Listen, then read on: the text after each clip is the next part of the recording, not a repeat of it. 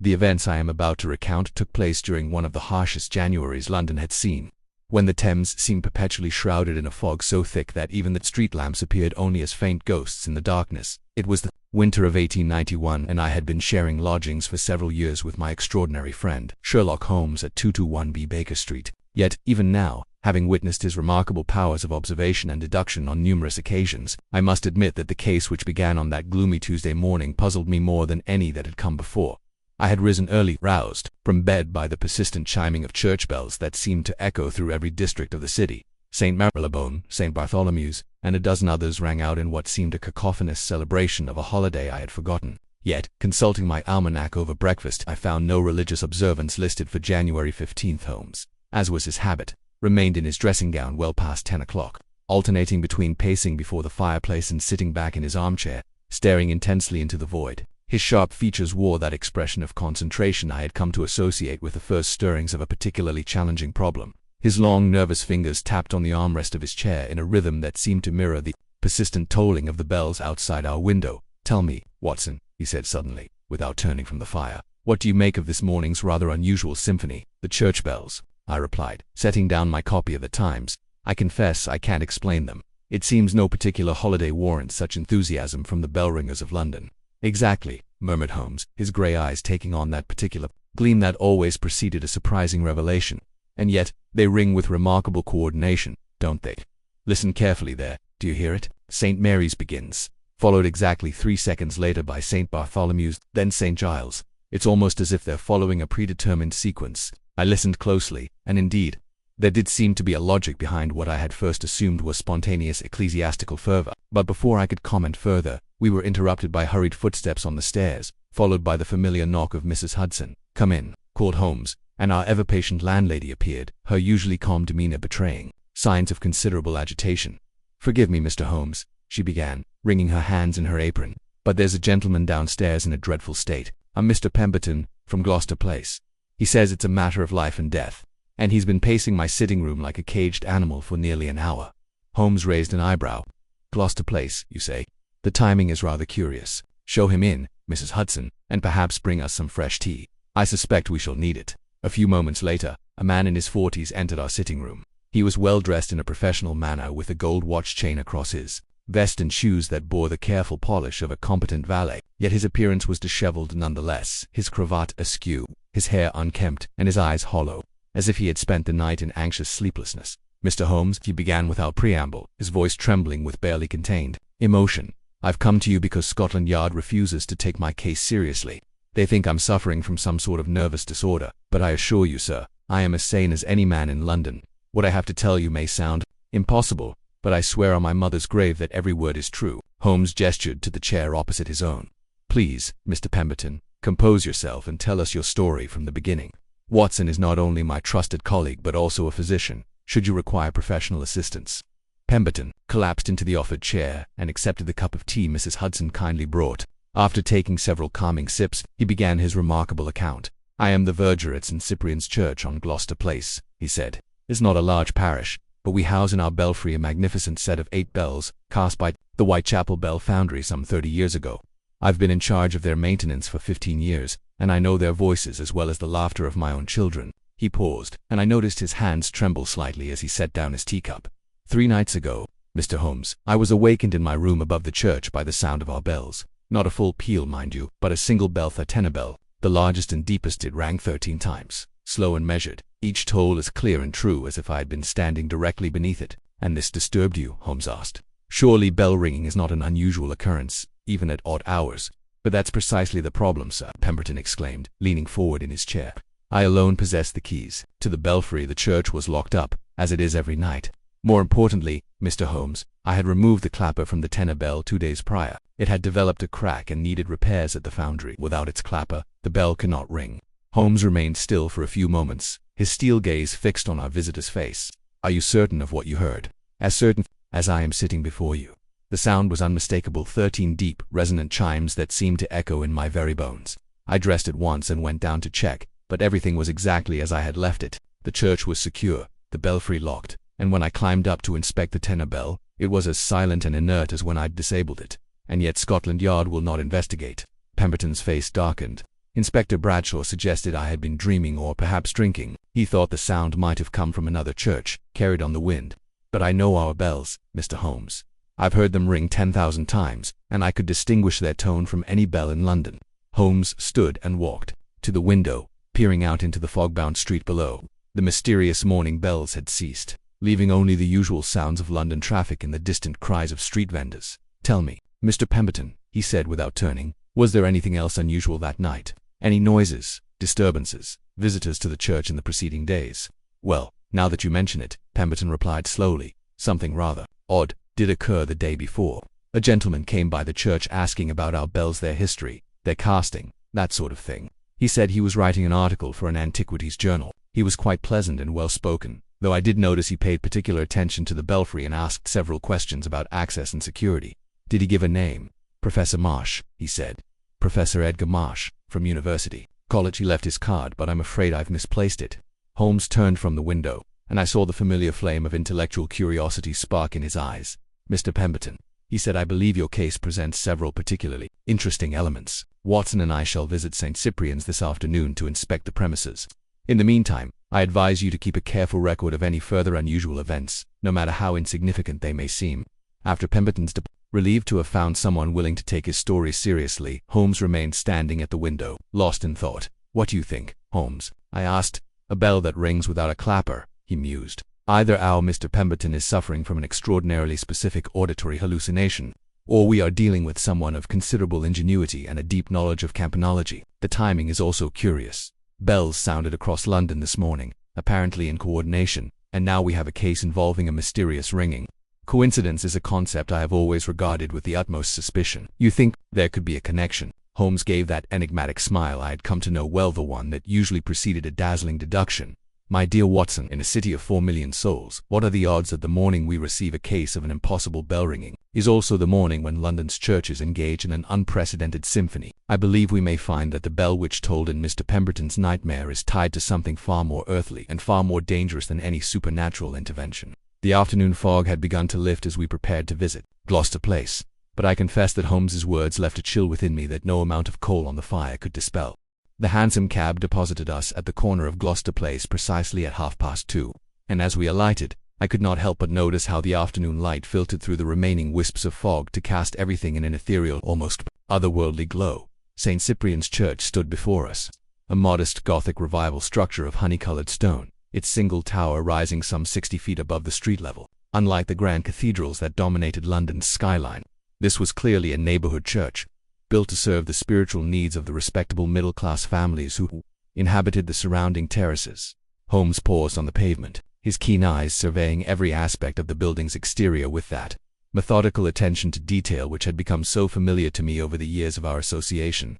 He examined the stonework around the base of the tower, noted the placement of windows, and even crouched to inspect the ground beneath the bell chamber. "Interesting," he murmured, producing his magnifying glass to examine something that had caught his attention near the base of the tower wall. "Watson, observe these marks in the mortar between the stones. Fresh scratches, I would say, made within the past week." I bent to look where he indicated, but I confess I could see nothing more than the usual weathering one might expect on any London building. "What do you make of them? Tools, perhaps? Someone has been examining this wall very carefully, looking for what weak points, secret entrances, or perhaps ... He straightened and gazed upward at the bell chamber windows. "Tell me, what do you observe about those windows?" I followed his gaze to the narrow Gothic arches that pierced the tower walls, some 50 feet above us. "They appear quite ordinary to me. Designed for the passage of sound rather than light, I should imagine." "Precisely. And note their size, just large enough, perhaps, for a determined man to squeeze through, provided he possessed the proper equipment and a good head for heights." Holmes's gray eyes glittered with interest. "But let us not theorize in advance of our datacom. I believe Mr. Pemberton is expecting us."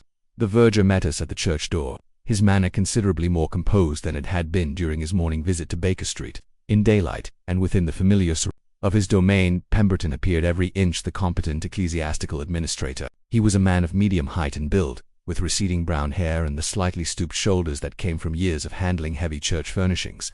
His hands, I noticed, bore the calluses and small scars typical of someone accustomed to manual labor. "Mr. Holmes, Dr. Watson," he said, extending his hand in welcome. I cannot tell you how relieved I am that you have agreed to investigate this matter. I have been the subject of considerable speculation among my parishioners, and I fear that my reputation for reliability is beginning to suffer." "Think nothing of it," Holmes replied. "Now, if you would be so kind as to show us the bell chamber, I should like to examine the scene of this mysterious ringing." Pemberton led us through the nave of the church, past rows of dark wooden pews and beneath the gaze of stained glass windows that depicted various scenes from the life of Saint Cyprian. The interior was typical of its period, reverent but not ostentatious, with that particular smell of old wood, candle wax, and prayer books that seems to permeate all English churches. At the base of the tower, Pemberton produced a large brass key and unlocked a heavy oak door. "The bell chamber is reached by this staircase," he explained, gesturing toward a narrow spiral stair that wound upward into darkness. "There are 137 steps to the top. I counted them myself when I first took this position." The ascent was indeed arduous, and by the time we reached the bell chamber, I was somewhat out of breath. Holmes, however, appeared as fresh as when we had begun, his attention already focused on the 8 bronze bells that hung suspended from massive oak beams above our heads. The tenor bell, as Pemberton had described, was indeed the largest, a magnificent bronze giant that must have weighed close to a ton. "There," said Pemberton, pointing to the bell in question. "As you can see, the clapper has been removed. Have it wrapped in cloth downstairs, awaiting transport to the foundry for repair." Holmes circled the bell slowly, examining it from every angle. I watched as he ran his long fingers along the bronze surface, testing the suspension ropes and even lying flat on the wooden floor to peer up into the bell's interior. After several minutes of this intensive examination, he straightened and turned his attention to the chamber itself. The room was surprisingly spacious, with windows on all 4 sides providing views over the surrounding rooftops. The floor was of heavy oak planking, worn smooth by decades of bell ringers' feet. Ropes hung through holes in the floor, descending to the ringing chamber below where the bell ringers would normally stand to control the bells during services. "Mr. Pemberton," Holmes said suddenly, "you mentioned that you are the only person with access to this chamber. Are you quite certain of that?" "Absolutely certain. There are only 2 keys to the tower door, mine and a spare held by the rector, Dr. Whitmore. But he has been visiting his sister in Bath for the past fortnight and took his key with him." "I see, and the windows kept locked at all times. The mechanisms are quite old and tend to stick, but I can show you." Holmes held up a hand. "No need. I can see that they have not been opened recently. There is dust in the window frames that would have been disturbed by any movement." He moved to the eastern window and peered out at the street below, a considerable drop. Not impossible for an experienced climber, but certainly requiring specialized equipment. He continued his examination of the chamber for another quarter of an hour, paying particular attention to the floor around the tenor bell and the walls near the windows. I watched him work, marveling as always at his ability to discern significance in the most minute details. Finally, he straightened and brushed the dust from his hands. "Most illuminating," he said. "Now, Mr. Pemberton, I should like to see this broken clapper, if you please." We descended the stairs, and Pemberton led us to a small vestry where church supplies were stored. From a locked cabinet, he withdrew a cloth-wrapped bundle and carefully unfolded it to reveal the bell clapper, a bronze shaft, perhaps 18 inches long, with a heavy striking ball at one end. Even to my untrained eye, the crack in the metal, it was clearly visible. Running nearly halfway through the shaft, Holmes examined the clapper with his magnifying glass, paying particular attention to the fracture. "When did you first notice this damage?" 5 days ago. I was conducting my regular weekly inspection of the bells when I spotted it. The crack had developed suddenly. It certainly wasn't there the previous week, and you removed it immediately. The very next day. I couldn't risk it breaking completely during service and damaging the bell or injuring someone below." Holmes nodded thoughtfully. "Quite prudent. Tell me, in your 15 years of experience with these bells, have you ever encountered anything quite like this crack pattern?" Pemberton examined the clapper more closely. "I must say, it is rather unusual. Most fractures I've seen develop gradually, showing signs of metal fatigue. This appears to have happened quite suddenly, almost as if the bronze had been subjected to some extraordinary stress." "Indeed." Holmes rewrapped the clapper and handed it back to Pemberton. "One final question, if you would indulge me. You mentioned this Professor Marsh who visited recently. Can you describe him in more detail?" "Certainly. Gentleman of perhaps 50 years, well-dressed with graying hair and spectacles. He carried himself with the authority of an academic, you know the type, confident in his expertise. He spent nearly an hour examining our bells and asking questions about their history and maintenance." "Did he express interest in any particular bell?" Pemberton considered this. "Now that you mention it, he did seem particularly drawn to the tenor. Asked several questions about its casting date, its weight, and the frequency of its use. He also inquired about our ringing schedule and whether we ever rang at unusual hours." Holmes and I exchanged glances. "And you've had no word from him since?" "None whatsoever. He said he would send me a copy of his article when it was published, but I have heard nothing further." As we prepared to leave the church, Holmes paused. at the door and turned back to Pemberton. "I would strongly advise you to vary your nightly routine for the next few days. Perhaps arrange to stay elsewhere, if possible. And should you hear those bells ring again, do not investigate alone. Send word to Baker Street immediately." The verger's face paled. "You believe there may be danger?" "I believe, Mr. Pemberton, that your mysterious bell ringing is merely the beginning of something far more complex. Until we understand the true nature of what we are dealing with, caution would be prudent."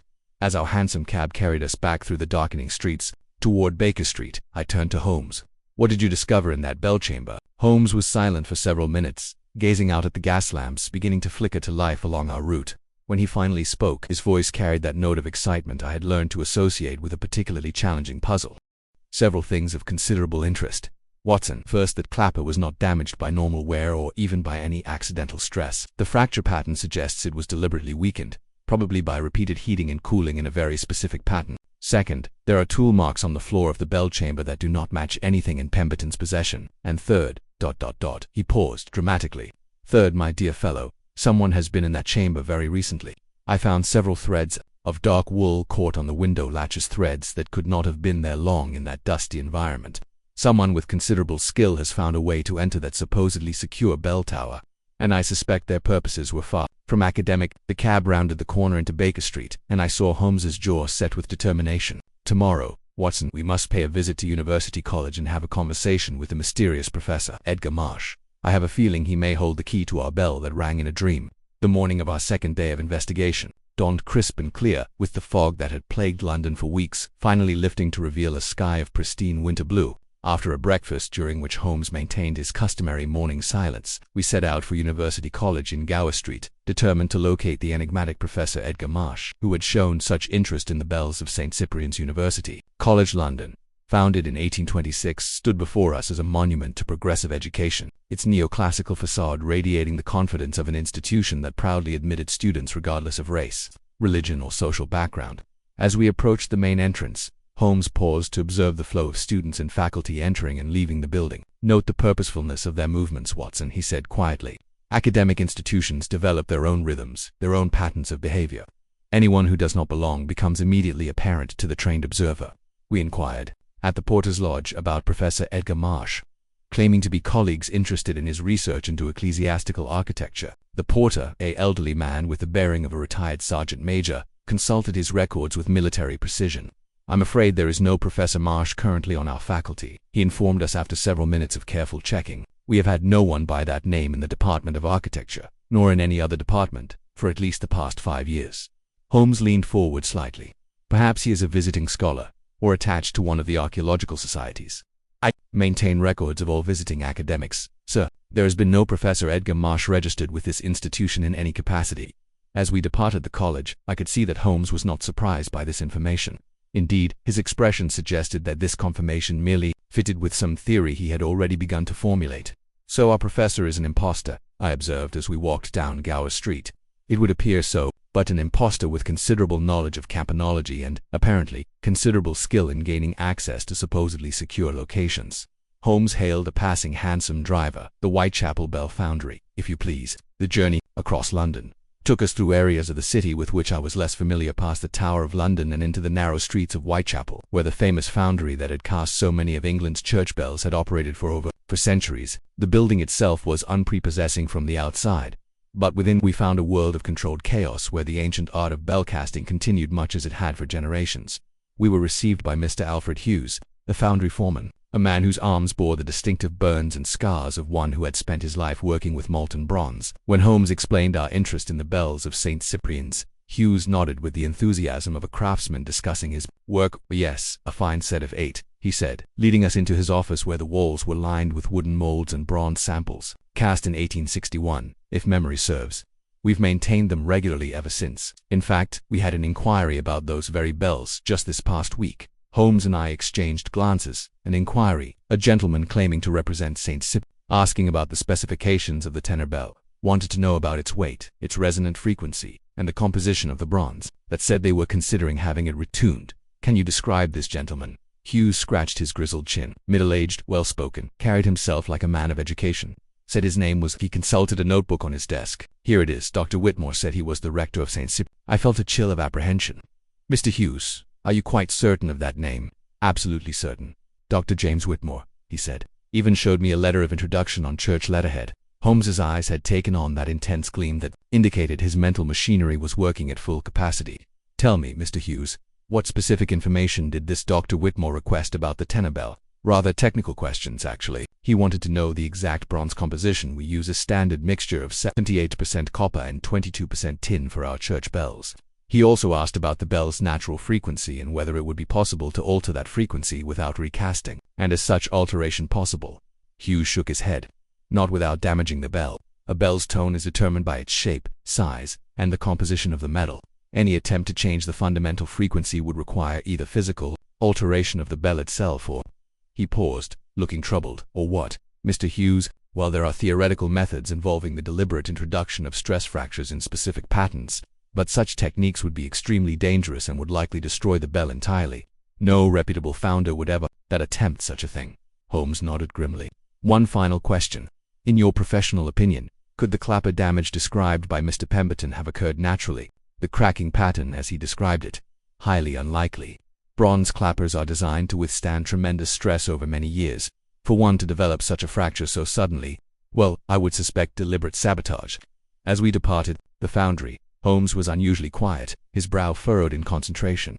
It was not until we had reached the street that he spoke. Watson, we are dealing with someone of considerable technical knowledge and equally considerable criminal intent. This false Dr. Whitmore has been gathering specific information about the bells of St. Cyprian's, information that could only be useful for one purpose, which is to manipulate those bells in ways that defy conventional understanding. Consider the facts: a damaged clapper that shows signs of deliberate sabotage, a mysterious visitor gathering technical specifications under false pretenses, and, most significantly, a bell that somehow rang despite being physically incapable of doing so. But how is such a thing possible?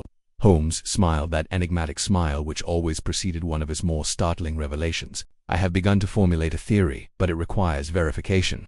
Tell me, Watson, what do you know of the scientific principles governing sound resonance? I confess that my knowledge of physics was limited to what I had learned during my medical training. Holmes nodded and continued. Every object has what is called a natural frequency, a rate of vibration, at which it will naturally oscillate when disturbed. When an external force matches this frequency exactly, even a small force can produce large vibrations. The phenomenon is called resonant coupling, and it can be quite dramatic in its effects. You think someone artificially induced the bell to vibrate? I think, my dear fellow, that we are dealing with someone who has discovered how to manipulate the natural resonant frequency of that tenor bell from a distance, using principles of physics that few people understand, and fewer still would think, to apply to criminal purposes. We had returned to Baker Street by late afternoon, and Holmes immediately settled into his chair before the fireplace, his fingers steepled before him in that attitude of intense concentration I knew so well. I busied myself with updating my notes on the case, but I was interrupted by the arrival of Mrs. Hudson with a telegram. This just arrived, Mr. Holmes, she announced, handing him the yellow envelope. Holmes tore it open and read the contents, his expression growing increasingly grave. When he had finished, he looked up at me with an expression I had rarely seen on his features, genuine concern mixed with excitement. It's from Pemberton, he said, handing me the telegram. Read it yourself. The message was brief but alarming. Second incident last night. Tenor bell rang 15 times at midnight. This time I was awake and watching. No one entered tower. Bell moved but made no sound until stroke 13. Please come immediately. Fear for my safety, Pemberton. Holmes was already reaching for his coat. Come, Watson. I believe our phantom bell ringer has made a critical error. In attempting to demonstrate his power, he may have revealed the method behind his seemingly impossible feat. As we hurried down Baker Street toward the waiting hansom, I could not shake the feeling that we were approaching the heart of a mystery far more complex and dangerous than it had initially appeared. The bell that rang in Pemberton's dream was proving to be all too real, and its implications were growing more ominous with each passing hour. Holmes, I said as our cab lurched into motion, what do you think this criminal hopes to achieve? What possible motive could there be for such elaborate deception? Ah, Watson, he replied, his gray eyes gleaming in the gaslight. That is the question that lies at the very heart of our mystery. But I suspect that when we finally understand the true purpose behind these nocturnal serenades, we shall find ourselves confronting a crime of far greater magnitude than simple mischief or revenge. The fog was beginning to roll in from the Thames, as our hansom clattered through the darkening streets, and I could not help but wonder what new impossibilities awaited us at St. Cyprian's Church. We arrived at St. Cyprian's to find Pemberton in a state of considerable agitation, pacing back and forth in the small vestry like a caged animal. The man who had seemed so composed during our previous visit now appeared haggard and exhausted, his eyes bearing the unmistakable signs of a sleepless night. When he saw us enter, relief flooded his features. "Mr. Holmes, Dr. Watson, thank heavens, you've come." I was beginning to fear that I was losing my sanity entirely. Holmes placed a reassuring hand on the verger's shoulder. "Compose yourself, Mr. Pemberton. Tell us exactly what occurred, and omit no detail, however trivial it may seem." Pemberton sank into a chair and began his account. "After your warning yesterday, I decided to keep watch.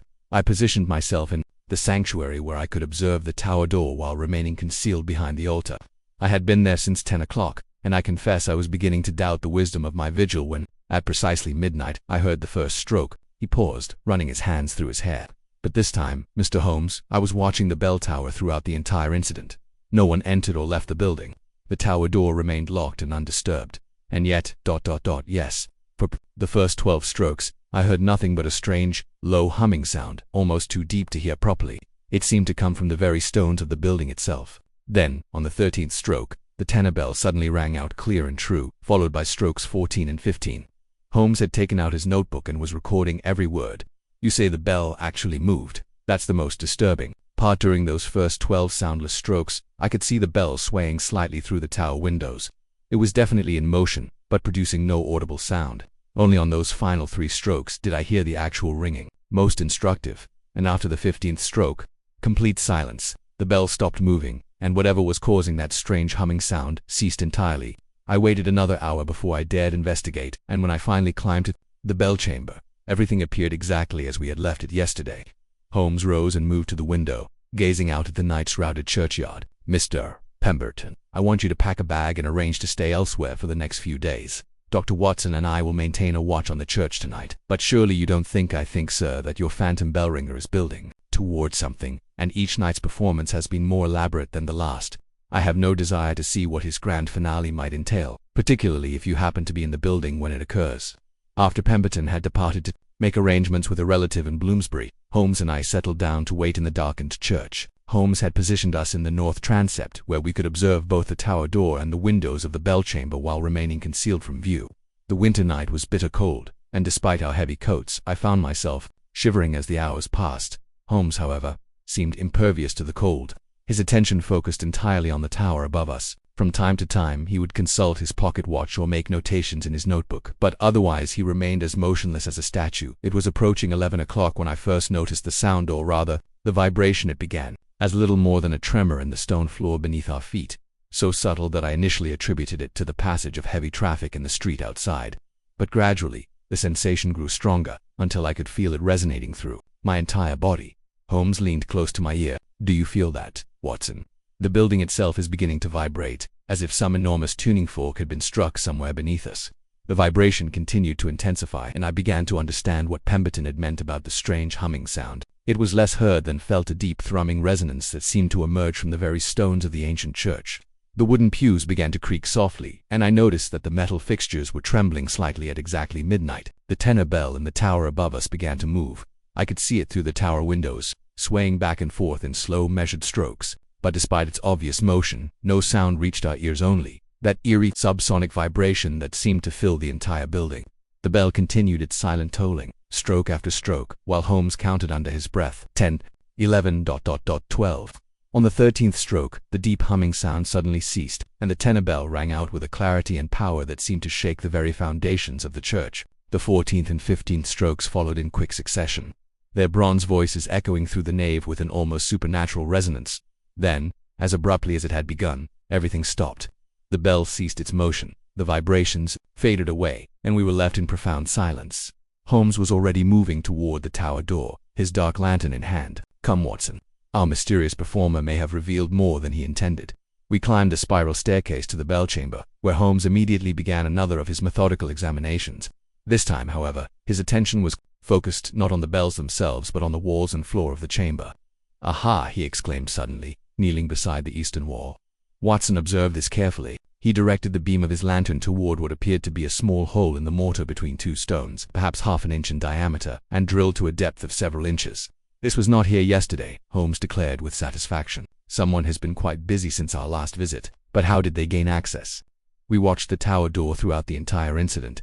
"Elementary, my dear fellow. They didn't enter through the door because they were already here." Holmes stood and dusted off his knees. "Our phantom bell ringer has found a way to conceal himself within the church itself. probably in some space we have not yet discovered. As if to emphasize his point, Holmes began a systematic examination of the bell chamber walls, tapping each stone with his knuckles and listening intently to the resulting sound. After several minutes of this painstaking work, he paused at a section of the north wall. "Watson, listen to this." He rapped his knuckles against a particular stone, and even to my untrained ears, the sound was noticeably different from the other, hollow, with a faint echo that suggested empty space beyond. A secret passage, more likely a priest hole, constructed during the religious persecutions of the 16th century. Many churches of this period contain such hiding places, though most have long since been forgotten. Holmes ran his fingers along the edges of the stone, searching for some mechanism that might reveal the entrance. After several minutes of careful manipulation, we heard a soft click, and a section of the wall swung inward on concealed hinges, revealing a narrow passage that disappeared into darkness. Holmes held up his lantern and peered into the opening. "Well, Watson, it appears our investigation is about to take a rather more adventurous turn. Are you prepared to explore the hidden spaces of St. Cyprian's Church?" The passage was barely wide enough for a man to squeeze through, and the air within was stale and thick with the dust of centuries. We proceeded carefully, Holmes leading with his lantern held high, until we emerged into a larger chamber that must have lain directly beneath the bell tower. What we found there took my breath away. Hidden chamber had been converted into what could only be described as a scientific laboratory. Tables lined the walls, covered with an array of equipment that I could barely comprehend: electrical apparatus, tuning forks of various sizes, coils of copper wire, and several devices that hummed with barely contained energy. At the center of the room stood a massive contraption that resembled nothing so much as an enormous tuning fork, easily 10 feet in height and connected by a complex arrangement of wires and pulleys to something above. "Remarkable," Holmes murmured, moving among the tables and examining the apparatus with evident fascination. "Our mysterious professor has constructed what appears to be a resonance amplification device. Watson, I believe we are looking at the solution to our impossible bell, but how does it work? Observe this central device," Holmes said, indicating the giant tuning fork. "It has been precisely tuned to match the natural resonant frequency of the tenor bell above. When struck by this electrically powered hammer," he pointed to a mechanical device connected to the base of the fork, "it produces vibrations of exactly the right frequency to cause its bell to resonate sympathetically." I began to understand. "So the bell rings without its clapper because it's being vibrated by this machine below." "Precisely. But note the sophistication of the arrangement. The operator can control not only when the bell rings but also how many times and with what intensity.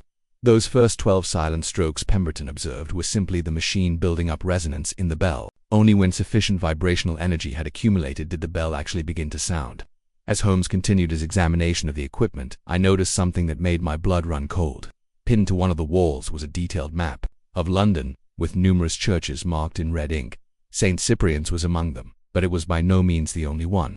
"Holmes," I called urgently, "you need to see this." He hurried to my side and studied the map with growing alarm. "St. Mary's Paddington, St. Bartholomew's Smithfield, St. Giles Cripplegate." His voice trailed off as the implications became clear. "Watson, this map shows every church in London that participated in yesterday morning's coordinated bell ringing. You think this same device has been used at multiple occasions? I think, my dear fellow, that we have stumbled upon a conspiracy of far greater scope than either of us imagined. Someone has been systematically infiltrating London's churches, installing resonance equipment, and conducting what appears to be a coordinated campaign of supernatural terror." Before I could respond, we heard the unmistakable sound of footsteps in the passage behind us. Holmes quickly extinguished his lantern, and we pressed ourselves against the wall as a figure emerged from the hidden entrance. In the faint light that filtered down from the bell chamber above, I could make out the silhouette of a man of medium height, carrying what appeared to be a leather satchel. He moved with confidence through the laboratory, clearly familiar with its layout, and began making adjustments to the electrical apparatus. Holmes gripped my arm and whispered so softly that I could barely hear him. "When I give the signal, we must take him together. We cannot allow him to escape with whatever intelligence he has gathered." The figure had moved to the central control panel and was manipulating some sort of timing mechanism. I could hear the soft clicking of clockwork and the hum of electrical equipment building toward some crescendo. Suddenly, Holmes sprang forward with a cry of, "Now, Watson!" We rushed the figure together, but our quarry proved more agile than his appearance had suggested. He ducked under Holmes's grasp and made a desperate lunge for the passage entrance, but I managed to catch hold of his coat and drag him to the ground. In the struggle that followed, his satchel fell open, spilling its contents across the laboratory floor. By the time we had secured our prisoner and Holmes had relit his lantern, we found ourselves staring at evidence that transformed the entire nature of our investigation. Scattered among the papers from the satchel were detailed architectural plans of Westminster Abbey, St. Paul's Cathedral, and the Tower of London, along with what appeared to be a timetable marked final phase January 20th. Holmes looked up from the papers, his face grave in the lantern light. "Gentlemen," he said to our captive, "I believe you have some explaining to do. And I suspect that the bell that rang in Mr. Pemberton's dream was merely a rehearsal for something far more ambitious." Our prisoner, a thin man of perhaps 45 with the pale complexion of one who spent his days indoors, stared back at us with defiant eyes but remained silent. "Very well," Holmes continued. "If you will not speak, perhaps these documents will tell us what we need to know. Watson, I believe we must notify Inspector Lestrade immediately. I fear that London itself may be in danger." Dawn was breaking over London by the time Inspector Lestrade arrived at St. Cyprian's with a contingent of constables. The sight of the hidden laboratory beneath the bell tower had left even that experienced officer of Scotland Yard speechless for several minutes. Our prisoner, who had identified himself only as Mr. Smith, continued to maintain his sullen silence despite Lestrade's increasingly pointed questions. Holmes, meanwhile, had spent the intervening hours conducting a thorough examination of the documents we had recovered. As the morning light filtered through the church windows, he spread the papers across one of the laboratory tables and began to explain what he had discovered. "Gentlemen," he began, his voice carrying that note of grim satisfaction which accompanied his more significant deductions, "we are dealing with nothing less than an attempt to create mass panic and civil disorder through the systematic manipulation of London's religious institutions." Lestrade looked up from his notebook. "How do you mean, Mr. Holmes?" "Consider the psychological impact of church bells ringing without explanation throughout the city, in a population already nervous about social unrest and foreign influences. Such phenomena would inevitably be interpreted as supernatural warnings or divine intervention. Our conspirators have been counting on precisely such a reaction." Holmes pointed to the map we had discovered. "Note that the marked churches represent every major denomination and serve all levels of society from the working-class parishes of the East End to the fashionable churches of Mayfair. The effect would be to create simultaneous panic across all social strata." "But to what end?" I asked. "That becomes clear when we examine this timetable."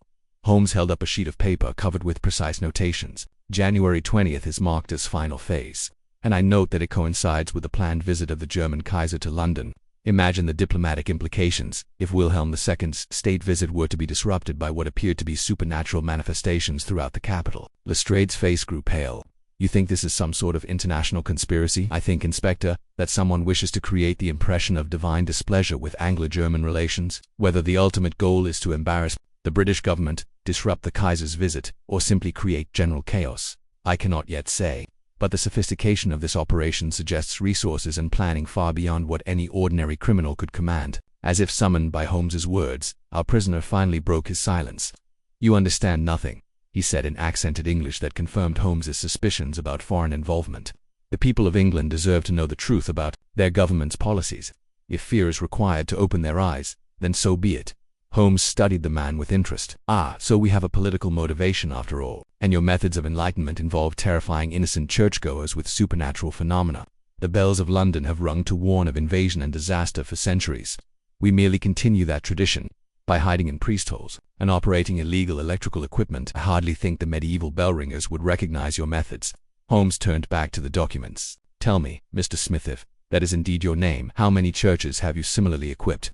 When the man remained silent, Holmes continued his examination of the papers. "I count references to 17 different churches in these documents, all apparently infiltrated over the past several months. The operation must have required considerable resources and numerous confederates." Lestrade had been growing increasingly agitated as the implications of Holmes's deductions became clear. "Mr. Holmes, if what you suggest is correct, we may be facing a threat to public order of unprecedented scale. I must notify the Commissioner immediately." "Indeed, Inspector, but I would suggest that our first priority should be to locate and neutralize the remaining stage installations before January 20th. According to this timetable, the final phase is to begin in just 5 days." The next several hours were spent in frantic activity as Scotland Yard organized raids on the churches identified in the conspirators' documents. Holmes and I accompanied Lestrade to several of these locations, where we invariably found hidden chambers containing equipment similar to what we had discovered at St. Cyprian's. The scale of the operation was truly staggering. Someone had. We've spent months, perhaps years, preparing for this coordinated campaign of supernatural terror. By late afternoon, we had returned to Baker Street with a collection of evidence that painted an increasingly disturbing picture. Holmes spread the accumulated documents across our sitting room table and began the painstaking work of assembling them into a coherent narrative. "Watson," he said after several hours of intense study, "I believe we have been looking at this case from entirely the wrong perspective." "How so?" "We have been assuming that the mysterious bell ringing was an end in itself, some form of supernatural terrorism designed to create panic. But observe this correspondence. He handed me a letter written in German script. My knowledge of that language was limited, but I could make out enough to understand that it dealt with financial arrangements and the transfer of considerable sums of money. It appears to be some sort of business transaction. Precisely. And note the date: it predates the first reported incidents by nearly 6 months. Whatever our conspirators were planning, the phantom bells were merely one component of a much larger scheme. Holmes rose and began his familiar pacing before the fireplace. Considered the facts: an elaborate network of hidden installations, requiring months of preparation and significant financial investment, coordination with a specific political event, the Kaiser's visit, and most tellingly, this correspondence suggests that our Mr. Smith and his confederates were being paid by someone else entirely. You think they were hired agents? I think, my dear fellow, that the bell-ringing conspiracy was designed to serve as a distraction, while Scotland Yard and the public were focused on supernatural phenomena in London's churches. The real crime was to take place elsewhere entirely. Before I could respond to this startling suggestion, we were interrupted by the arrival of Mrs. Hudson with an urgent telegram. Holmes tore it open and read its contents, his expression growing increasingly grave. "What is it, Holmes?" "A message from Inspector Lestrade. The Bank of England reports that security preparations for the Kaiser's visit have revealed evidence of unauthorized structural modifications in the building's foundation. They want us to investigate immediately." Holmes was already reaching for his coat. "Watson, I fear that our phantom bells have been ringing to mask a very different sort of crime entirely. If I am correct, we may be dealing with nothing less than an attempt to rob the Bank of England itself." As we hurried through the darkening streets toward Threadneedle Street, I reflected on the extraordinary complexity of the case that had begun with such a simple complaint about mysterious bell ringing. Once again, Holmes had demonstrated his remarkable ability to perceive patterns and connections that remained invisible to lesser minds. But as our hansom cab rattled through the financial district of the city, I could not shake the feeling that even Holmes might not have grasped the full scope of what we were confronting. The bell that had rung in Pemberton's dream was proving to be connected to forces far more dangerous and far-reaching than any of us had imagined. "Holmes," I said as we approached the imposing facade of the Bank of England, "do you truly believe we have uncovered the complete conspiracy?" He turned to me with that enigmatic smile which always preceded his most startling revelations. "Watson, I suspect that what we have discovered so far represents merely the overture to a much grander symphony, but I am confident that before this night is over, we shall hear its final, resounding notes." The gas lamps were flickering to life along Threadneedle Street as our cab drew to a halt, and I could see that the normally quiet evening atmosphere around the bank had been disrupted by unusual activity. Several police vehicles were stationed outside the building, and I could make out the figures of armed constables maintaining a perimeter. Whatever we were about to discover in the depths of Britain's most secure financial institution, I had the distinct feeling that the mystery of the phantom bells was about to reach its dramatic conclusion. The Bank of England stood before us like a fortress of neoclassical stone, its massive walls designed to inspire confidence in the stability of British currency and the security of the nation's gold reserves. Yet as Inspector Lestrade led us through the imposing entrance, past uniformed guards whose expressions betrayed considerable anxiety, I could not help but feel that this bastion of financial security had somehow been compromised. We were met in the grand rotunda by Sir Reginald Thornbury, the bank's chief administrator, a man whose normally immaculate appearance showed signs of considerable strain. His usually perfectly groomed whiskers were disheveled, and his collar had been loosened as if he had been engaged in some form of physical exertion. "Mr. Holmes, Dr. Watson," he said, extending his hand in greeting, "I cannot express how grateful we are for your assistance in this matter. What we have discovered defies all rational explanation." Holmes inclined his head politely. "Sir Reginald, perhaps you could show us these mysterious structural modifications Inspector Lestrade mentioned in his telegram." "Certainly, but I must warn you, what we found during our security inspection has left our entire staff deeply unsettled." Sir Reginald led us toward a heavy wooden door marked "Authorized Personnel Only." The modifications were discovered quite by accident during routine preparations for the Kaiser's visit. We were conducting a comprehensive security survey when our engineers noticed discrepancies in the building's foundation plans. We descended a narrow stone staircase that led deep beneath the bank's main structure. The air grew progressively cooler and more humid as we went deeper, until we found ourselves in a series of vaulted cellars that must have dated back to the building's original construction in the 18th century. These chambers housed the bank's most secure reserves, Sir Reginald explained as we walked along a corridor lined with massive iron doors, gold bullion, securities, and various items held in trust for the Crown. Access is strictly limited to a handful of senior officials, and every entry is meticulously recorded. We stopped before one of the iron doors, which stood slightly ajar despite its obvious weight and the complex locking mechanism visible around its frame. This vault contained approximately £50,000 worth of gold sovereigns, Sir Reginald said, his voice tight with barely controlled anger. "When we opened it this morning, we found this."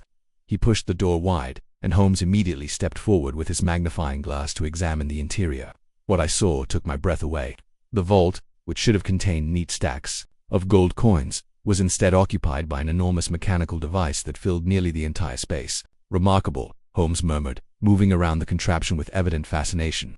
Watson observed the construction of this device. It appears to be some form of precision drilling apparatus, designed to operate with minimal noise and vibration. The machine was indeed a marvel of engineering, consisting of multiple rotating drills mounted on an adjustable framework, with what appeared to be pneumatic systems for removing debris and cooling the cutting surfaces. Most significantly, I could see that it had been boring a tunnel through the vault's stone wall, a tunnel that extended beyond the range of our lantern light.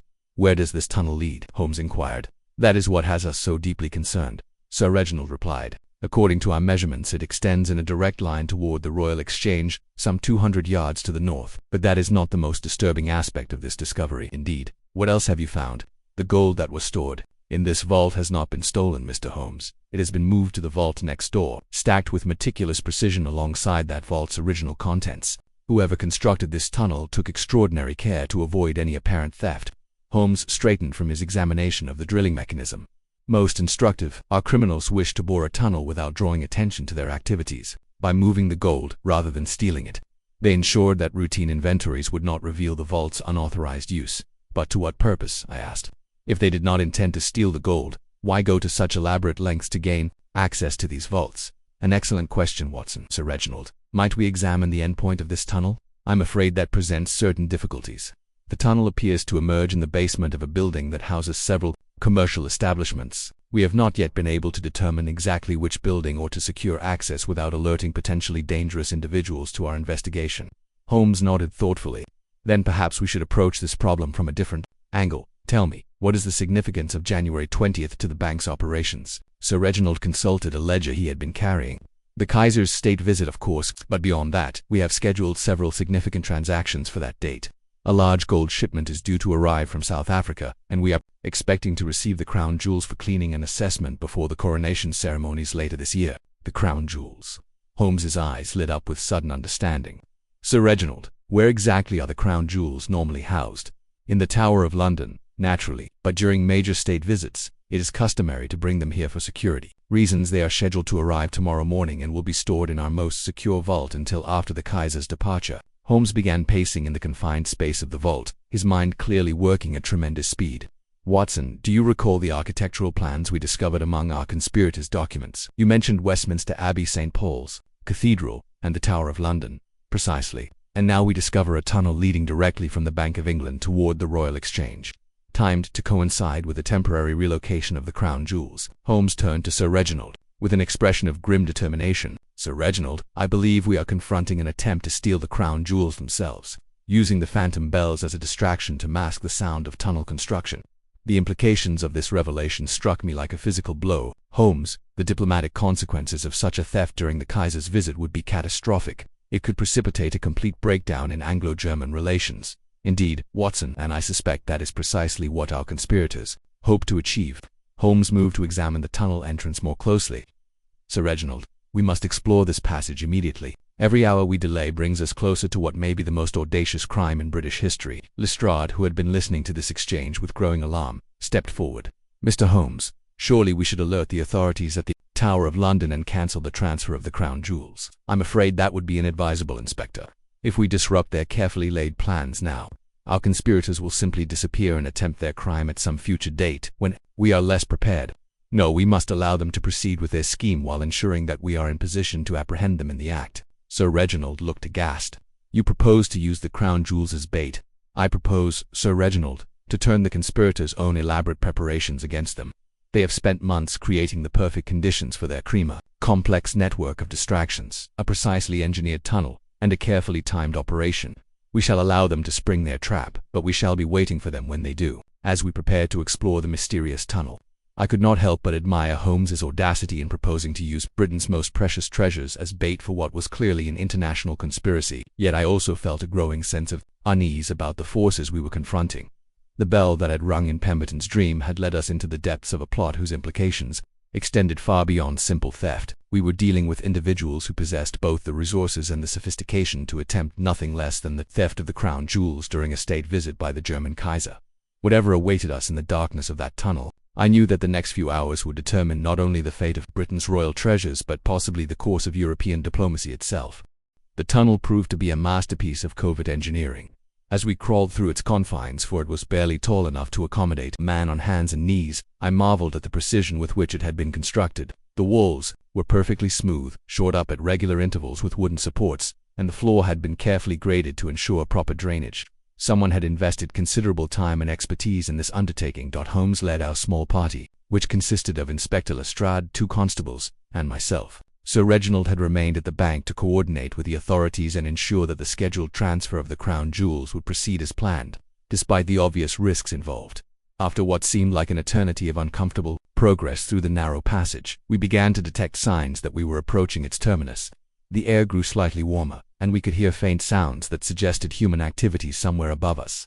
Holmes held up his hand for silence and carefully extinguished his dark lantern. In the absolute darkness that followed, we could clearly distinguish voices speaking in what sounded like German, punctuated occasionally by the clink of metal tools and the scraping of stone. Holmes whispered so quietly that I had to strain to hear him. "We are directly beneath their operational base." I count at least 3 distinct voices, possibly more. "Lestrade, are your men prepared for immediate action?"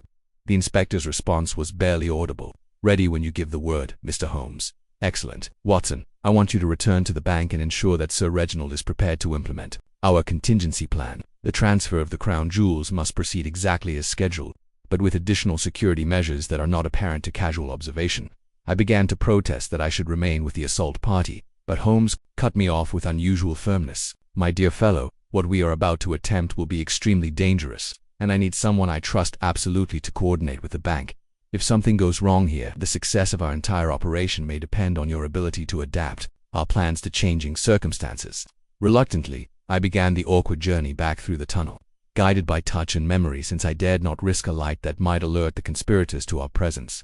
By the time I reached the bank's vaults, my clothes were filthy and my nerves were stretched to their limits. Sir Reginald was waiting anxiously for news, pacing back and forth in the secure chamber where we had begun our investigation when I explained Holmes's instructions. His face grew pale with concern. "Dr. Watson, are you quite certain Mr. Holmes understands the magnitude of what he is proposing? The crown jewels represent not merely monetary value but the very symbols of British sovereignty if anything were to happen to them." "Sir Reginald, I have worked with Sherlock Holmes for many years, and I have never known him to underestimate the stakes involved in any case. If he believes this plan offers our best chance of apprehending the conspirators while protecting the crown jewels, then I am confident he has considered all possible alternatives." Despite my brave words, I confessed that I shared Sir Reginald's concerns as we made final preparations for the jewels' arrival. The transfer was scheduled for 10 o'clock the following morning, which gave us less than 12 hours to coordinate what was essentially an elaborate trap using the nation's most precious treasures as bait. We spent the intervening hours making discreet modifications to the bank's security arrangements. Additional guards were positioned in locations where they would not be apparent to casual observation, and we established a system of coded signals that would allow us to communicate without alerting potential observers to our preparations. As dawn broke over London, I found myself stationed in the main rotunda of the bank, disguised as a junior clerk and tasked with observing anyone who showed unusual interest in the morning's activities. The crown jewels were due to arrive in an unmarked carriage, escorted by what appeared to be a routine security detail but which actually included some of Scotland Yard's most experienced officers. At precisely 10 o'clock, the carriage drew up outside the bank's entrance. I watched through the tall windows as several men in the uniforms of bank guards carefully removed a series of unremarkable wooden cases from the vehicle. To any casual observer, it would have appeared to be nothing more than a routine delivery of documents or securities. Only when the cases were safely within the bank's inner sanctum did Sir Reginald open them to reveal their precious contents. The imperial state crown, the orb, the scepter, and dozens of other items that represented centuries of British royal tradition lay before us, their precious stones and gold fittings gleaming in the gaslight. "I pray we are doing the right thing," Sir Reginald murmured as we transferred the jewels to the specially prepared vault. "If word of this ever becomes public, it will not," I assured him. Though privately I wondered how Holmes intended to prevent exactly such an outcome. The hours that followed were among the most tense of my life. We maintained our careful watch while trying to appear as though nothing unusual was occurring. I found myself jumping at every unexpected sound, wondering if it might signal the beginning of the criminals' assault on the bank's defenses. It was approaching 6 o'clock in the evening when we finally received word from the tunnel. A coded message, tapped out in Morse code through the building's water pipes, informed us that Holmes and his party had observed significant activity at the tunnel's terminus and expected the criminals to make their move within the hour. Sir Reginald and I took our positions in the vault chamber, where we could observe the entrance to the tunnel while remaining concealed behind a partition that had been specially constructed for this purpose. Armed guards were stationed at strategic points throughout the lower levels of the bank, ready to respond to Holmes's signal. As darkness fell over the financial district, we heard the first sounds of movement from within the tunnel. Someone was approaching through the passage, moving carefully but steadily toward the bank's vaults. I could feel my heart pounding as the moment of truth approached. The sounds grew closer, and finally, we could see the faint glow of a shielded lantern emerging from the tunnel entrance. A figure crawled out of the passage and stood up in the vault, brushing dust from his clothes and looking around with evident satisfaction. It was our prisoner from St. Cyprian's, the man who had called himself Smith but who was clearly much more than a simple technician. He was followed by 2 other men, both carrying what appeared to be specialized equipment for opening the bank's most secure locks. They moved with the confidence of individuals who had planned every detail of their operation. Within minutes, they had located the vault containing the crown jewels and were setting up their equipment to defeat its protective mechanisms. I looked at Sir Reginald, who nodded grimly. It was time to spring our trap. The signal was given, and suddenly the vault chamber was filled with the sound of police whistles and running feet. Holmes emerged from the tunnel behind the criminals, cutting off their retreat, while armed constables appeared at every exit. "Gentlemen," Holmes announced calmly, "I believe this concludes your evening's entertainment. You are under arrest for conspiracy, attempted burglary, and high treason against the crown." The leader of the group, our Mr. Smith, looked around at the armed officers surrounding him and slowly raised his hands in surrender. But his expression was not one of defeat. Instead, he smiled with what could only be described as triumphant satisfaction. "Mr. Holmes," he said in his accented English, "you have indeed foiled our attempt to steal your precious crown jewels, but I fear you have failed to understand the true nature of our mission." Holmes raised an eyebrow. "Indeed, perhaps you would care to enlighten us. The theft was never our primary objective. We have achieved exactly what we set out to accomplish." And, with those ominous words, the mystery that had begun with a bell ringing in Pemberton's dream took yet another unexpected turn. As the Kaiser stepped from the carriage into the glittering pageantry of the palace courtyard, I realized that the next hour would determine not only the success of our investigation but the future of European diplomacy itself. The elaborate conspiracy that had begun with phantom bells ringing in London's churches was about to reach its climax in the most public and dramatic fashion imaginable. Holmes and I were escorted to a position where we could observe the ceremonial proceedings, while remaining in communication with Inspector Lestrade's forces throughout the city. The throne room at Buckingham Palace had been transformed for the occasion, with representatives of both governments arranged in precise formation, according to the demands of diplomatic protocol, at precisely 2 o'clock. As Queen Victoria and Kaiser Wilhelm exchanged formal gifts symbolizing the friendship between their nations, the carefully orchestrated crisis began to unfold exactly as the conspirators had planned. Street vendors throughout London began distributing copies of the London Democratic Herald, while newsboys shouted headlines about shocking imperial revelations and German treachery exposed. But Holmes had anticipated this moment. As the first copies of the fabricated documents reached the streets, a counter-operation swung into action. Prepositioned agents from Scotland Yard and the German embassy began distributing their own publications, detailed technical analyses of the forged documents, complete with photographic evidence of their manipulation and expert testimony regarding their fraudulent nature. More importantly, Kaiser Wilhelm himself was prepared to respond immediately to the crisis. As word reached the palace of the inflammatory, publications circulating through London requested permission to address the assembled dignitaries and members of the press. "Ladies and gentlemen," the Kaiser began, his voice carrying the authority of imperial command.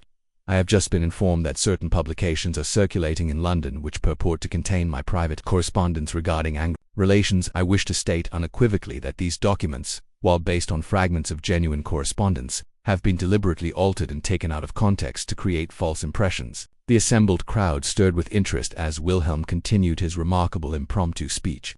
"More significantly, I can reveal that these fabrications are the work of individuals within my own government who oppose the improvement of relations between Britain and Germany. Working with the distinguished detective Mr. Sherlock Holmes and the authorities at Scotland Yard, I have uncovered evidence of a conspiracy involving German military officers who prefer conflict to cooperation."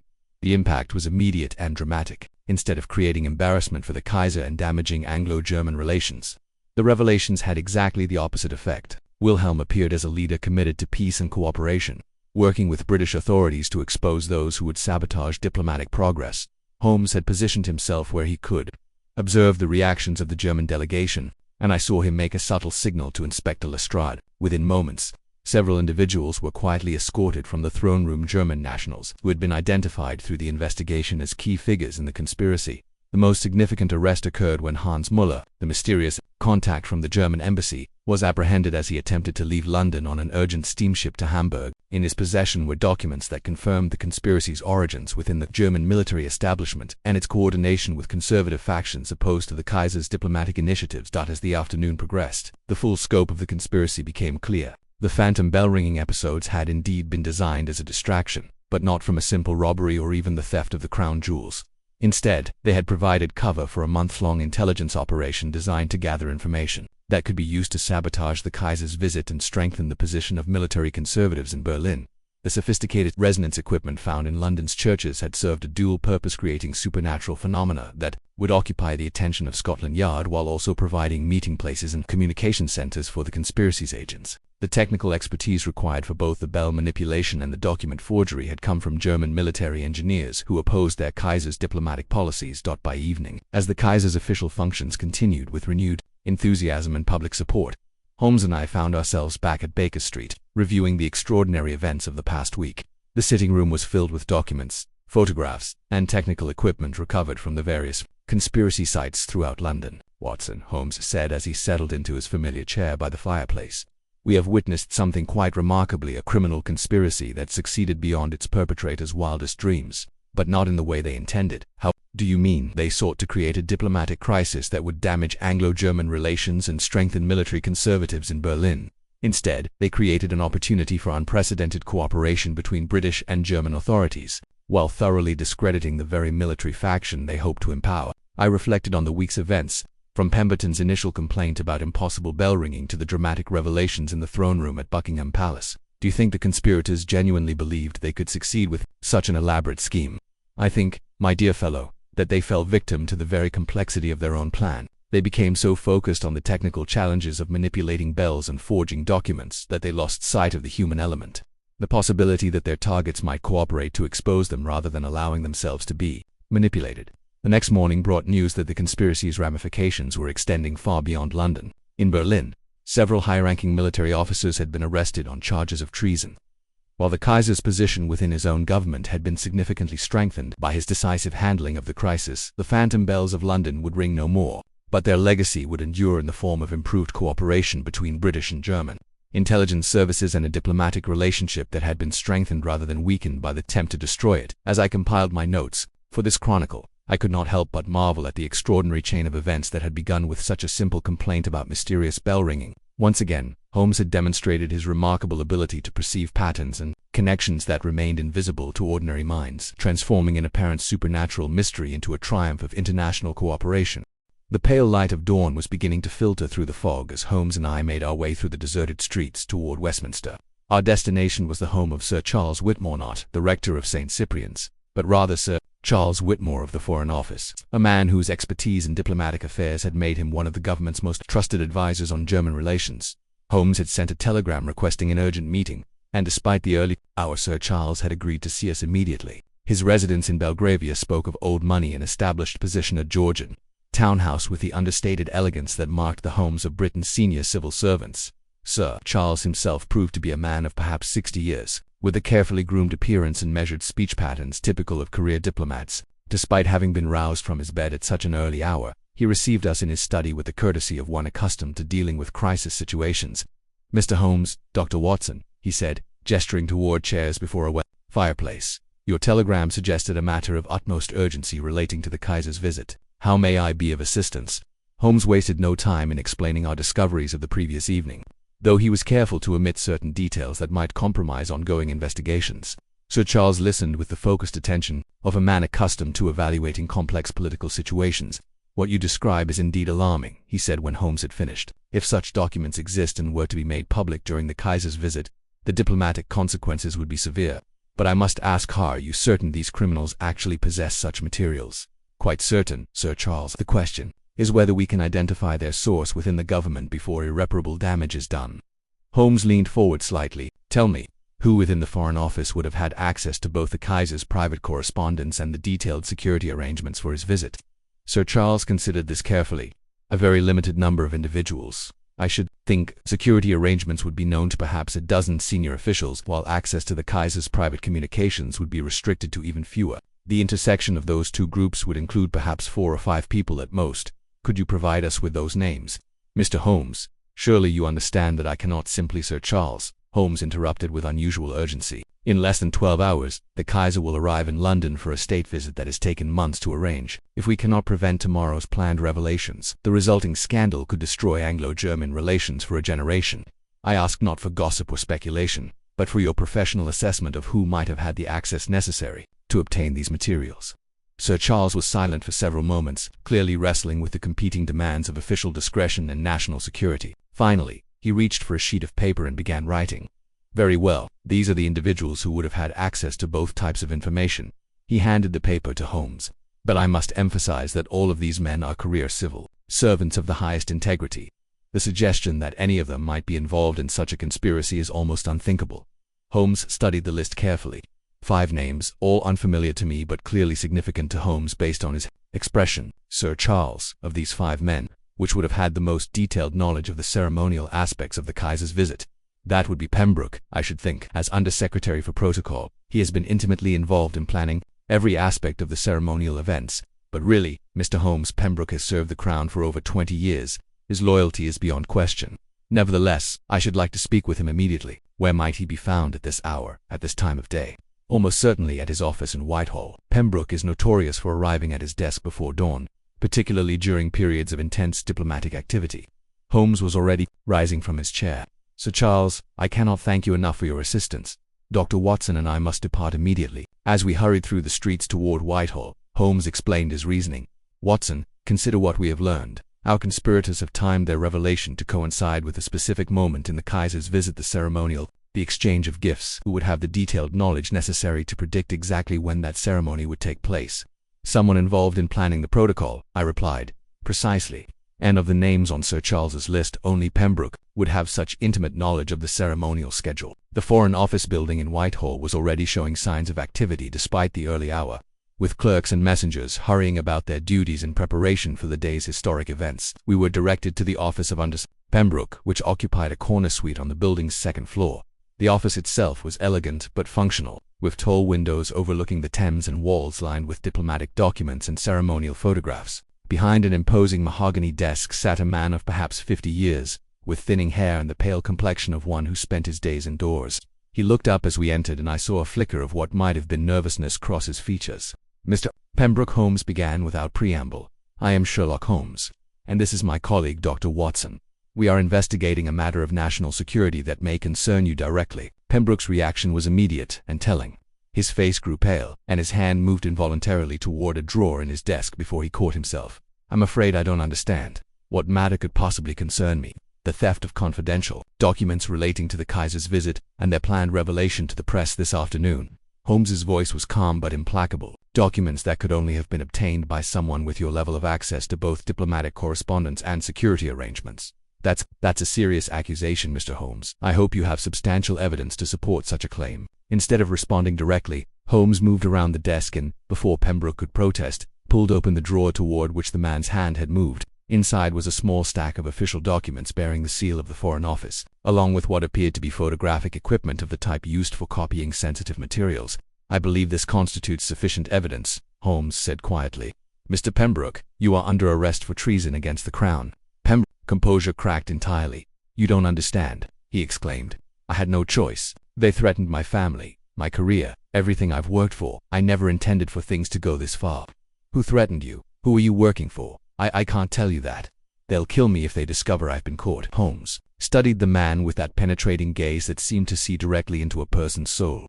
Mr. Pembroke, in approximately 6 hours, the Kaiser will arrive in London. If the documents you have provided to these conspirators are made public during his visit, the resulting scandal will destroy decades of diplomatic progress. More importantly, it may provide the pretext for those who wish to see Britain and Germany as enemies rather than allies. You think I wanted this to happen? I've devoted my career to maintaining peaceful relations with Germany, but they knew things about my past, about certain financial irregularities in my earlier postings. They gave me no choice. There is always a choice, Mr. Pembroke, but what's done is done. Now you must help us prevent the catastrophe you have helped to create. Holmes leaned forward. Where are the documents now? Who are your contacts and how do you communicate with them? For several minutes, Pembroke resisted Holmes's questioning, but eventually the weight of his guilt and fear overcame his resolve. The story he told painted a picture of a man who had been systematically blackmailed into betraying his country, beginning with small favors and gradually escalating to outright espionage. The documents had been passed to a contact in the German embassy, but not to official diplomatic personnel. Instead, Pembroke had been dealing with individuals who claimed to represent certain commercial interests opposed to closer Anglo-German relations. These same individuals had arranged for the documents to be prepared for publication in several London newspapers, with the timing coordinated to achieve maximum impact during the Kaiser's visit. The newspapers, Holmes said urgently. Which publications have agreed to print these revelations? I don't know the specific details. My contact only told me that arrangements had been made with several papers, and that special editions would be distributed throughout London beginning at 2 o'clock this afternoon. Holmes consulted his pocket watch. Less than 5 hours. Watson, we must alert Inspector Lestrade immediately. Every newspaper office in London must be searched, and every printing press must be stopped until we can determine which publications that have been compromised. As we prepared to leave Pembroke's office, Holmes turned back to the disgraced civil servant. One final question. This contact at the German embassy, what name did he use? Muller, Hans Muller. But I suspect that was not his real name. Holmes nodded grimly. I suspect you are correct, but it may be enough to identify him through embassy records. As we hurried back through the streets of Westminster toward Scotland Yard, I reflected on the extraordinary complexity of the conspiracy. We had uncovered what had begun with a simple complaint about mysterious bell ringing, had led us to the heart of an international plot that threatened to reshape European diplomacy. But even as we raced against time to prevent the planned revelations, I could not shake the feeling that we were still missing some crucial element of the conspiracy. The elaborate nature of the entire operation suggested a level of planning and resources that went far beyond simple blackmail or even routine espionage. Holmes, I said as our hansom cab clattered through the busy morning streets, do you truly believe we have uncovered the full extent of this plot?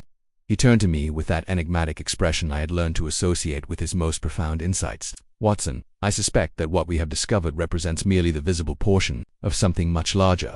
The question is whether we can prevent today's immediate crisis while continuing to investigate the deeper implications of what we have learned. The bells of Westminster were chiming 9 o'clock as we approached Scotland Yard, and I realized that the real test of Holmes's abilities was about to begin. In less than 5 hours, the Kaiser would arrive in London, and somewhere in the city, printing presses might already be preparing the documents that could destroy the peace of Europe. Scotland Yard was in a state of controlled chaos when we arrived with our prisoner and the evidence we had gathered from Pembroke's office. Inspector Lestrade had already mobilized every available constable for the systematic search of London's newspaper offices. But the magnitude of the task was daunting. The capital boasted dozens of daily publications, from major papers like the Times and the Telegraph to smaller neighborhood journals and scandal sheets. Holmes commandeered the corner of Lestrade's office and spread out the documents we had recovered, along with a detailed map of London marked with the locations of every known printing establishment. His fingers moved across the papers with lightning speed as he absorbed and analyzed every detail. Inspector, he said, after several minutes of intense study, I believe we can narrow our search considerably. Observe the quality of the photographic reproductions found in Pembroke's office. This is not the work of amateur conspirators using portable equipment. These documents were copied using professional-grade apparatus, probably in a facility with considerable resources and expertise. Lestrade looked up from his own pile of reports. What are you suggesting, Mr. Holmes? That our conspirators have not simply bribed existing newspapers to publish their revelations. They have established their own printing operation, probably disguised as a legitimate commercial enterprise. Holmes pointed to several entries on the list of search locations. Focus your efforts on printing establishments that have been established or changed ownership within the past 6 months. Look particularly for operations that claim to specialize in urgent commercial printing or special publications. As Lestrade dispatched his men with these new instructions, Holmes turned his attention to the mystery of Hans Muller at the German embassy. A telephone call to the Foreign Office confirmed that no one by that name was officially attached to the embassy staff. But further investigation revealed that a Hans Muller had been employed as a commercial attached by a German trading company with offices near the embassy district. Watson, Holmes said as he replaced the telephone receiver, I believe we should pay a visit to this trading company. If our mysterious Muller is indeed based there, we may be able to extract information about the printing operations location. The address we had obtained led us to a modest commercial building in Belgravia, not far from the embassy district. The brass nameplate beside the entrance read Nordman and Associates, import-export specialists, and the small reception area gave every appearance of a legitimate business operation. We were received by a clerk who informed us that Herr Muller was currently in conference but might be available later in the day. Holmes, however, had noted several details that suggested all was not as it appeared. The reception area contained no samples of merchandise, no shipping documents, and none of the usual indicators of an active import-export business. I believe, Holmes murmured to me as we departed the building. That Nordman and Associates exists primarily to provide cover for activities that have nothing to do with legitimate commerce, but we have no time for a detailed investigation. We must trust that Lestrade's search will locate the printing operation before it can distribute its inflammatory materials. We returned to Scotland Yard to find that the search efforts had already borne fruit. Constables had discovered a printing establishment in Southwark that matched Holmes's criteria perfectly, recently established, equipped with high photographic reproduction equipment, and currently engaged in preparing what appeared to be a special edition of a publication called the London Democratic Herald. "Never heard of it before this morning," reported Sergeant Morrison, who had led the raid on the premises. But they had thousands of copies ready for distribution, along with a detailed plan for getting them onto the streets at precisely 2 o'clock this afternoon. Holmes examined samples of the seized materials, and his expression grew increasingly grave as he read their contents.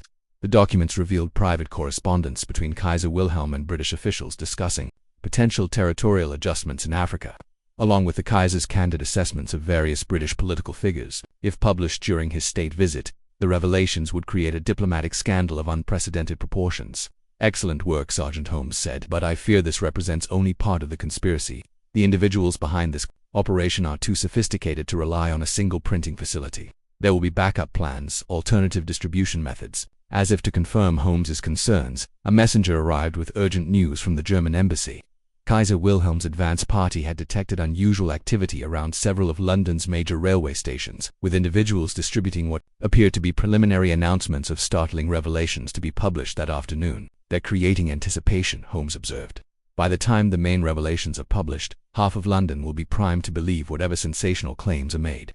Inspector Lestrade looked increasingly harassed as reports continued to arrive from across the city. "Mr. Holmes, even if we locate every printing press in London, how can we be certain we've prevented all possible methods of distribution?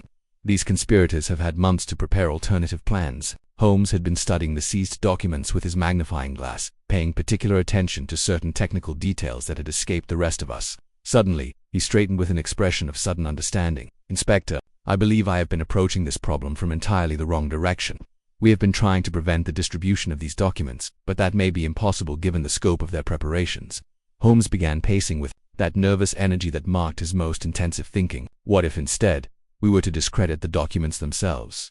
"How do you mean?" "Observe the photographic reproductions carefully. While they are of excellent quality, they contain certain technical flaws that could be exploited by someone with the proper expertise." Holmes pointed to subtle variations in the paper texture and ink density. These documents were not simply copied, they were partially reconstructed from fragments and incomplete sources. A skilled document examiner could demonstrate that they have been altered or fabricated. Lestrade's face brightened. "You mean to prove they're forgeries?" "Not exactly forgeries, but rather selective reconstructions that present the words out of context or combined with fabricated material to create misleading impressions." Holmes consulted his pocket watch. "We have less than 3 hours before the Kaiser's arrival. If we can prepare a convincing technical analysis of these documents' flaws, we may be able to neutralize their impact even if some copies reach the public." The next 2 hours were spent in frantic activity as Holmes coordinated with handwriting experts, photographic specialists, and diplomatic historians to prepare a detailed refutation of the seized documents. Meanwhile, Lestrade's men continued their search for additional printing operations and distribution networks throughout London. At 11:30, word arrived that the Kaiser's ship had been sighted approaching the port of London. His ceremonial arrival at Westminster Pier was scheduled for noon, followed by the formal welcome at Buckingham Palace at 2 o'clock, precisely the moment when the conspirators had planned their revelations. Holmes had just finished reviewing the technical analysis of the documents when a constable rushed in with disturbing news. Despite the raids on multiple printing facilities, vendors throughout London had begun displaying signs advertising special afternoon editions with exclusive imperial revelations. "They've anticipated our countermeasures," Holmes said grimly. "The documents may already be in distribution, stored in locations we haven't discovered and ready for coordinated release." It was at this moment of apparent defeat that Holmes demonstrated the flash of brilliant insight that had made his reputation. He suddenly turned to Inspector Lestrade with an expression of fierce determination. "Inspector, I need you to arrange for me to speak directly with Kaiser Wilhelm the moment he arrives in London. Not through diplomatic channels, not through protocol officers, but face to face within minutes of his landing." "Mr. Holmes, that's impossible. The security arrangements, the diplomatic protocol, the security arrangements are exactly what I need to circumvent." If I am correct about the true nature of this conspiracy, the Kaiser himself may be the only person who can prevent the disaster that has been planned. Lestrade stared at Holmes in bewilderment. What do you mean? I mean, Inspector, that we have been assuming this conspiracy is designed to embarrass the Kaiser and damage Anglo-German relations. But what if the true objective is exactly the opposite? What if someone wants to strengthen those relations by creating a crisis that both governments must work together to resolve? The implications of this startling possibility were just beginning to sink in when the bells of Westminster began chiming noon, signaling the Kaiser's arrival in London. In less than 2 hours, we would discover whether Holmes's final gambit could prevent a diplomatic catastrophe that had been months in the planning. Lestrade stared at Holmes in bewilderment. What do you mean? I mean, Inspector, that we have been assuming this conspiracy is designed to embarrass the Kaiser and damage Anglo-German relations. But what if the true objective is exactly the opposite? What if someone wants to strengthen those relations by creating a crisis that both governments must work together to resolve? The implications of this startling possibility were just beginning to sink in when the bells of Westminster began chiming noon, signaling the Kaiser's arrival in London. In less than 2 hours, we would discover whether Holmes's final gambit could prevent a diplomatic catastrophe that had been months in the planning. As we hurried through the crowded streets toward Westminster Pier, I could not help but marvel at the extraordinary journey that had brought us to this moment. The bell that had rung in Pemberton's dream had led us through a labyrinth of deception and conspiracy to the very heart of European diplomacy. But even now, as we raced against time to reach the Kaiser before the carefully orchestrated crisis could unfold, I sensed that Holmes had grasped some crucial truth that had eluded the rest of us. The next hour would determine not only the success of our investigation, but possibly the course of history itself. Holmes's expression grew cold at the prisoner's words, and I could see that familiar steel entering his gray eyes, the look that appeared whenever he realized he had been outmaneuvered. Explain yourself, Mr. Smith. What exactly have you accomplished here tonight? Our prisoner's smile widened. You have been so focused on protecting your precious baubles that you failed to consider why we might want you to believe we were after them in the first place. A diversion, Holmes said quietly. But a diversion from what? From the true prize. Mr. Holmes, while you have been playing cat and mouse in bank vaults and church bell towers, my colleagues have been acquiring something far more valuable than gold or jewels. Sir Reginald stepped forward, his face pale with dawning comprehension. The Kaiser's itinerary, the complete security arrangements for the state visit. Smith nodded approvingly. Sir Reginald understands. For the past 3 days, while London's finest minds have been chasing phantom bells and imaginary bank robberies, a different team has been systematically photographing every document related to Kaiser Wilhelm's visit. Security protocols, travel, routes, accommodation, arrangements, the identities and backgrounds of every guard and official who will have access to the Kaiser during his stay in London. I felt a chill that had nothing to do with the cold air of the vault. You mean to assassinate? The Kaiser assassinate? Smith Chapter 1. The impossible sound, the events I am about to chronicle occurred during one of London's most bitter Januaries, when the Thames seemed perpetually shrouded in a fog so thick that even the gas lamps appeared as mere phantoms in the gloom. It was the winter of 1891, and I had been sharing lodgings with my extraordinary friend Sherlock Holmes at 2-1B Baker Street for several years. Yet even now, having witnessed his remarkable powers of observation and deduction on countless occasions, I confess that the case which began on that dreary Tuesday morning left me more bewildered than any before it. I had risen early, drawn from my bed by the persistent clanging of church bells that seemed to echo from every quarter of the city. St. Marylebone, St. Bartholomew's, and a dozen others rang out in what appeared to be a cacophonous celebration of some feast day I had forgotten. Yet when I consulted my almanac over breakfast, I could find no religious observance marked for January the 15th. Holmes, as was his custom, remained in his dressing gown until well past 10 o'clock, alternately pacing before the fireplace and returning to his chair to stare intensely at nothing in particular. His aquiline features bore that expression of concentrated thought which I had learned to associate with the early stages of a particularly vexing problem. His long, nervous fingers drummed against the arm of his chair in a rhythm that seemed to match the persistent tolling of bells outside our window. "Tell me, Watson," he said suddenly, without turning from his contemplation of the fire. "What do you make of this morning's rather unusual symphony?" "The church bells," I replied, setting down my copy of the Times. "I confess I cannot account for them. There appears to be no particular celebration warranting such enthusiasm from the bell-ringers of London." "Precisely," Holmes murmured, his gray eyes taking on that peculiar gleam which invariably preceded some startling revelation. "And yet they ring with remarkable coordination, do they not? Listen carefully there. Do you hear it? St. Mary's begins, followed precisely 3 seconds later by St. Bartholomew's, then St. Giles. It is almost as though they are following some predetermined sequence." I strained my ears, and indeed, there did seem to be a pattern to what I had initially dismissed as random ecclesiastical enthusiasm. Before I could comment further, however, We were interrupted by the rapid ascent of footsteps upon our stairs, followed by Mrs. Hudson's familiar knock. "Come," called Holmes, and our long-suffering landlady appeared, her usually composed demeanor betraying signs of considerable agitation. "Begging your pardon, Mr. Holmes," she began, wringing her hands in her apron, "but there's a gentleman below, in a most dreadful state, a Mr. Pemberton from Gloucester Place. He says it's a matter of life and death, and he's been pacing about my parlor like a caged animal for the better part of an hour." Holmes raised an eyebrow. "Gloucester Place, you say? That is indeed curious timing. Show him up, Mrs. Hudson, and perhaps you might bring us some fresh tea. I suspect we shall have need of it." Within moments, a man of perhaps 40 years was ushered into our sitting room.